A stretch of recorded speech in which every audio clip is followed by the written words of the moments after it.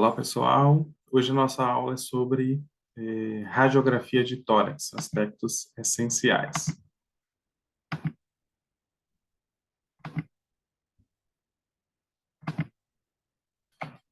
Então vamos lá. O que é essencial o fisioterapeuta ele compreender para a avaliação de uma radiografia de tórax? Primeiro, a gente entender sobre as diferenças das densidades radiológicas. Então, nós temos no nosso corpo diversos tecidos, a gordura, tecido mole, ligamento, tendão, músculo, ossos e partes de metal que podem existir. E cada tecido desse tem uma densidade radiológica, significa que ele vai absorver em diferentes proporções essa radiação. Os tecidos que mais vão absorver vão se apresentar na coloração branca, então os metais e os ossos vão se apresentar branco, o metal absorve ainda mais do que os ossos, vão se apresentar branco, o rádio opaco, como é a linguagem da radiografia, e os tecidos moles e tecido que contém ar, como os pulmões, vão absorver menos ou quase nada dessa radiação, por isso vão ficar preto ou radiotransparente. Então, como que a gente vai observar uma radiografia?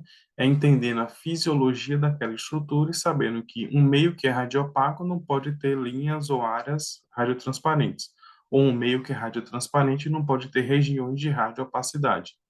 E assim, junto com os dados do exame físico, a história do paciente, a gente vai conseguir fechar o diagnóstico. É esse o grande objetivo dos exames complementares como a radiografia.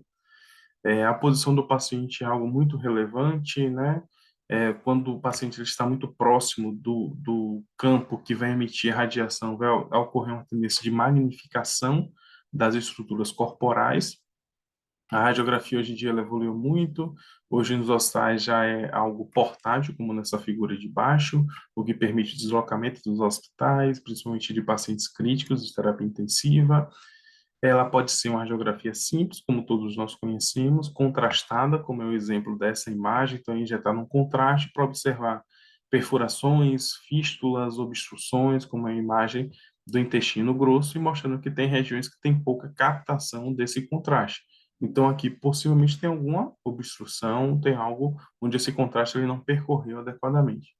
E hoje o que existe mais atual é a radiografia digital, onde através do computador esses exames ficam armazenados e ainda assim pode ocorrer a manipulação desses exames, modificar contraste, dar zoom, fazer efeito de comparação ao longo desses dias de internamento, que fica salvo todo o histórico desse paciente. Então, por isso, além da questão de segurança e proteção ambiental também, porque minimiza bastante e evita a impressão daqueles laudos de radiografia, né, que não poderiam ser reutilizados. Então, quais são os aspectos essenciais? Primeiro, a gente precisa entender que radiografia de tórax, a gente vai estar vendo a imagem da caixa torácica, onde vai ter seu limite superior pela primeira costela e clavícula, e limite inferior pelo músculo diafragma, vai separar o tórax do abdômen. Então, a radiografia, a desvantagem dela é que a gente vai observar as imagens daquele segmento corporal através de um único plano. E nesse único plano vão haver sobreposições desses tecidos. É a pele que se sobrepõe ao músculo, é o músculo que se sobrepõe ao osso, é o osso que se sobrepõe à pleura parietal, que se sobrepõe à pleura visceral, que se sobrepõe ao parênquima pulmonar, que se sobrepõe à costela, a músculo, ao ligamento, à pele, até sair. Então é dessa forma que a gente visualiza, deve pensar na radiografia. As principais tipos de incidência, ou seja, a forma, o trajeto com o qual esses raios eles vão entrar no corpo do paciente, vão atravessar, né? A incidência padrão e recomendada para tórax é a incidência PA, a famosa PA, que é chamada de posterior anterior, ou seja, os raios entram posterior pela coluna e saem anterior, nesse filme que está na frente. É a incidência padrão porque ela evita a magnificação do coração, porque se eu quero olhar tórax, eu quero olhar pulmão. E aí, olhando o pulmão, se eu tenho um coração grande, ele vai encobrir áreas do meu pulmão que podem comprometer o meu julgamento.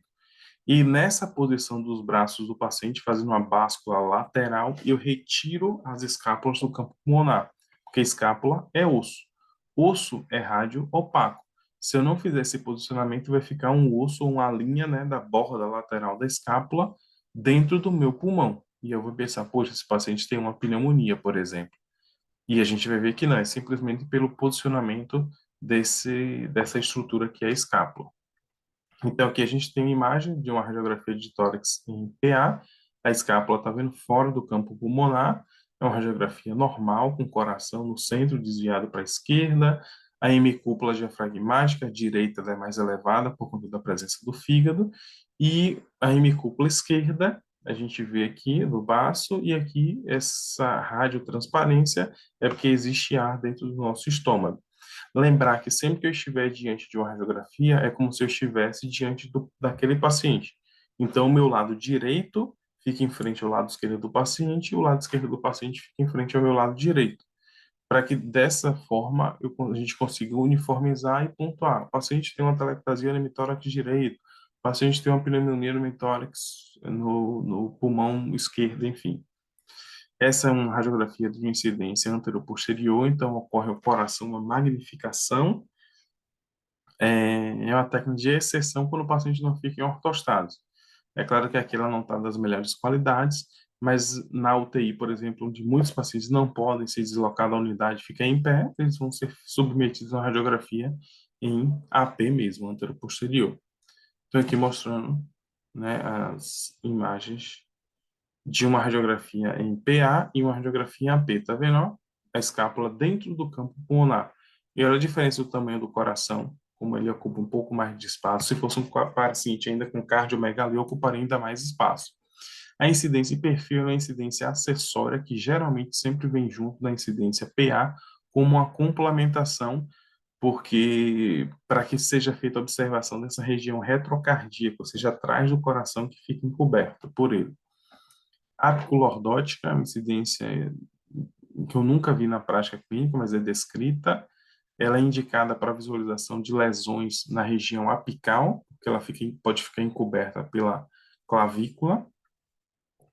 E temos a incidência lateral com raios horizontais, que essa é indicada para diferenciação de alterações de formas, né, consolidativas ou por líquido. Porque se o paciente estiver deitado de lado, se for líquido, pode ser pus, pode ser sangue, pode ser água, esse líquido vai escorrer. Então, se escorrer, vai confirmar a minha impressão de que aquela radiopacidade ali, ela é um líquido. Sendo um líquido, eu vou drenar. Se eu deitei e não escorrer, é porque é algo sólido, um tumor, por exemplo, ajudando na diferenciação.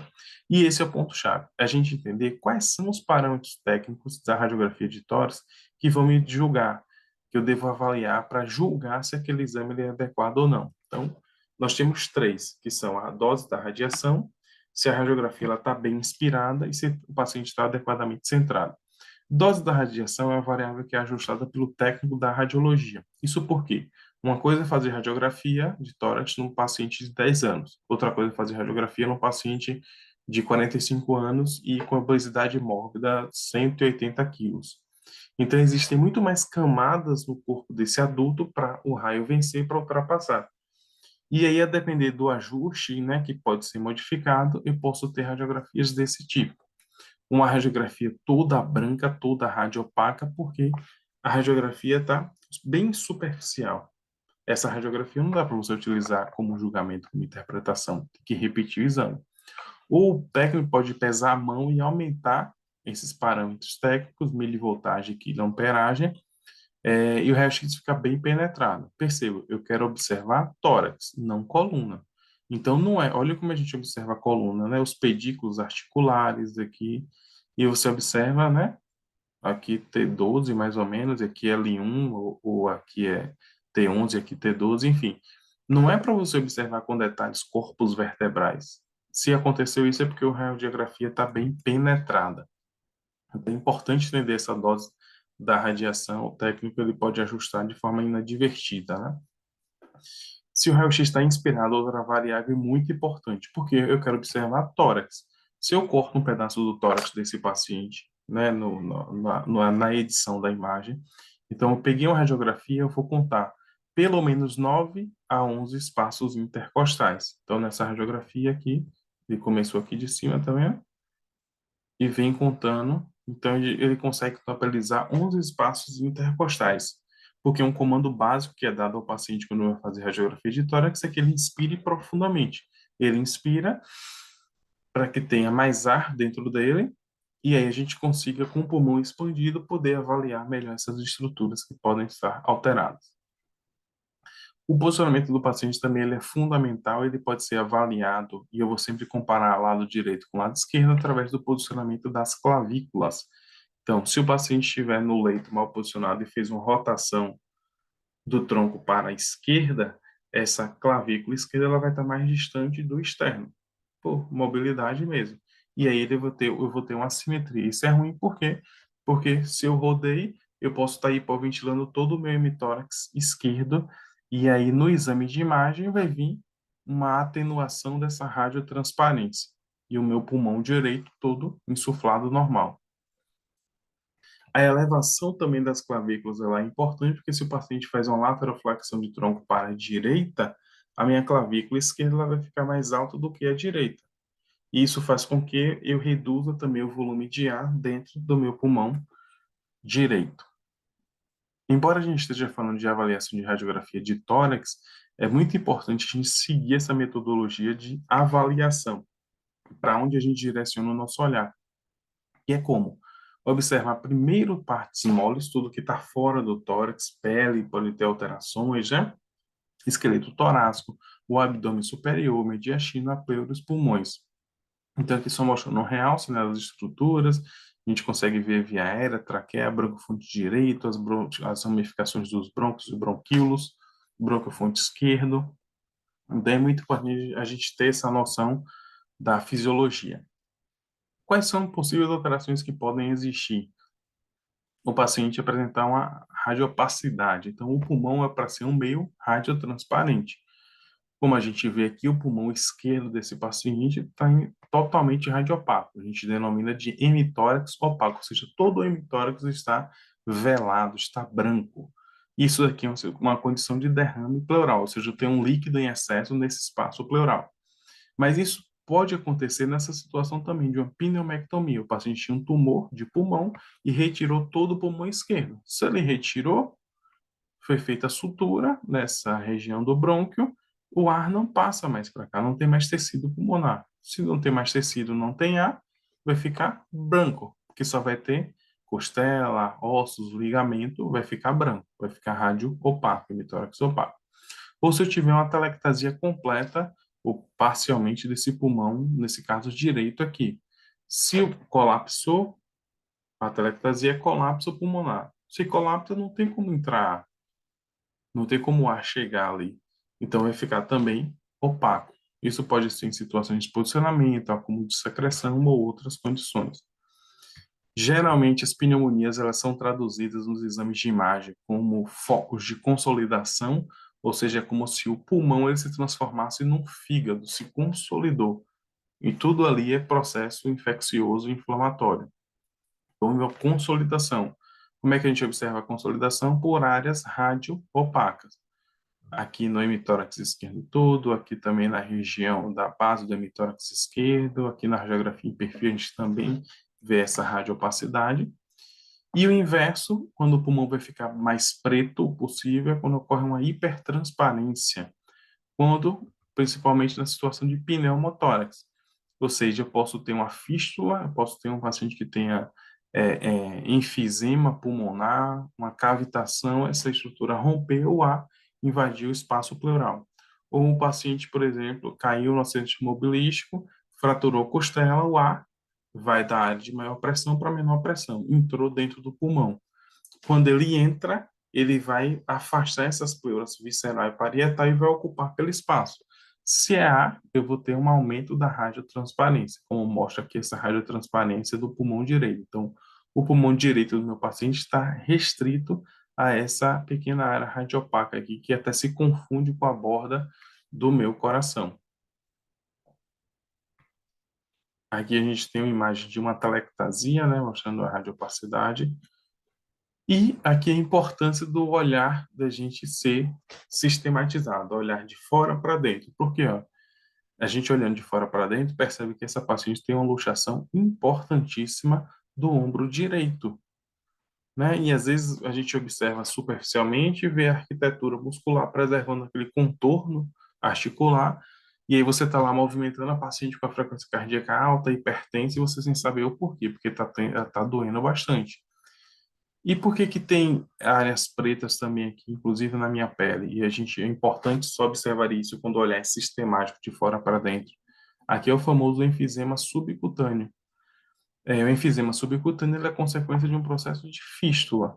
Então, geralmente, quando tem pneumotórax, o ar escapa também para o tecido subcutâneo, invade e fica com essas áreas radiotransparentes, que é chamado de enfisema subcutâneo. Quando você trata o pneumotórax ou aquela fístula, a tendência é desse enfisema subcutâneo ir se dissolvendo. Não vai trazer grandes repercussões, mas é importante monitorizar a região onde ele está demarcado para acompanhar, porque ele pode se expandir, tomar face, membro superior, abdômen, enfim. E o tratamento aqui desse pneumotórax foi a colocação de drenos, né? Então, foi colocado um dreno aqui no pulmão do paciente para retirar esse ar em excesso, o paciente já está tendo a reexpansão. Então, ok, pessoal, eram essas as principais dicas que a gente tinha para trazer para vocês. Tenham todos bons estudos.